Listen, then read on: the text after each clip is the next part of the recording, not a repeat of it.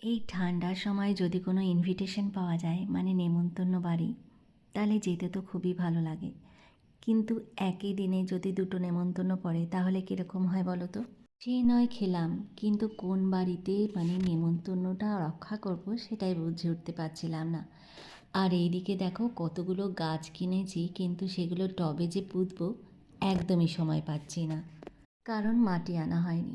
অনেক মানে জোগাড় করে একটুখানি মাটি পেয়েছি, আর সেই মাটিগুলো দিয়েই টবের মধ্যে ভর্তি করেছি। আর শুধু তো ভর্তি করলেই হবে না, গাছগুলোকেও তো লাগাতে হবে। তাই ভাবলাম এর মধ্যে একটু সারও দিয়ে দিই। এই বছর আমার যেন গাছ কেনা আর পোতা মানে গাছগুলো দেখাশোনা করার একটা নেশা হয়ে গেছে। বেশ ভালোই অনেকগুলো গাছ কিনেছি, তার মধ্যে দেখো এই জবা গাছটা আমার খুবই প্রিয়। আর জানো তো গাছের চর্চা করতে অনেকটাই সময় চলে গেছে, এখনও পর্যন্ত চান খাওয়া কিছুই হয়নি। তারপর দেখো এগুলোকে সব জল ঠল দিয়ে আমি খেতে যাব। গাছগুলো দেখতে কিন্তু ভারী সুন্দর লাগছে, আর আমার যেন এগুলি গাছগুলোকে দেখেই মানে মন ভরে যায়। তারপর দেখো এইদিকে যে নেমন্তন্ন বাড়ি ছিল সেখানে আমাদের চিকেন পাকোড়া করতে হবে, সব ফ্রেন্ডরা মিলে বানাবো। আর এইদিকে ম্যারিনেট করা হয়ে গেছে, আর আমি তাড়াতাড়ি করে শাড়ি পরে রেডি হয়ে গেছি। আর দেখো এখানে আমি একটু ধনেপাতা আর একটু পেঁয়াজ কুচি রেখেছি। ম্যারিনেশনটা কিন্তু ফ্রেন্ডসই করেছে, আর আমি শুধু একটুখানি ভেজে ভেজে দিচ্ছি। নেমন্তন্নটা কিসের সেটাই তো বলা হলো না। এটা হচ্ছে বিবাহবার্ষিকী, আর দুজনারই বিবাহবার্ষিকীর ডেট একই দিনে পড়েছে। এখনও কিন্তু তার সাজা হয়নি, মানে হেয়ার স্টাইল করতে অনেকটা সময় লেগে গেছে। আর এইদিকে আমি ভাবলাম বিনায়কও ব্যস্ত হয়ে গেছে, আরেকটা বাড়িতেও যেতে হবে। বিনায়ক তো যেতে চাইছিলই না, কিন্তু আরেকটাও ফ্রেন্ডের বাড়িতে না গেলে নয়, তাই ওকে নিয়ে চলে গেলাম। গিয়ে দেখি একই অবস্থা, কারোরই সাজ হয়নি। তো যাই হোক আমি একটু ঘুরে ঘুরে দেখছিলাম, আর বিনায়কের ফ্রেন্ডের সাথে ও খুব মজা করছিল। বাচ্চারা একটা বাড়িতে বেশিক্ষণ থাকলে একদমই বোর হয়ে যায়। আর এইখানে দেখো বিনায়কের একটাই ফ্রেন্ড ছিল, তাই জন্য ও আর থাকতে চাইছে না।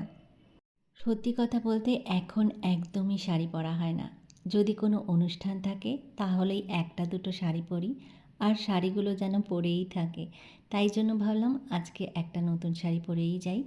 বিনায়ক তো ভাবছে এটা বুঝি একটা বার্থডে পার্টি, আর এখানে 10 ইয়ার্স সেলিব্রেশন হচ্ছে।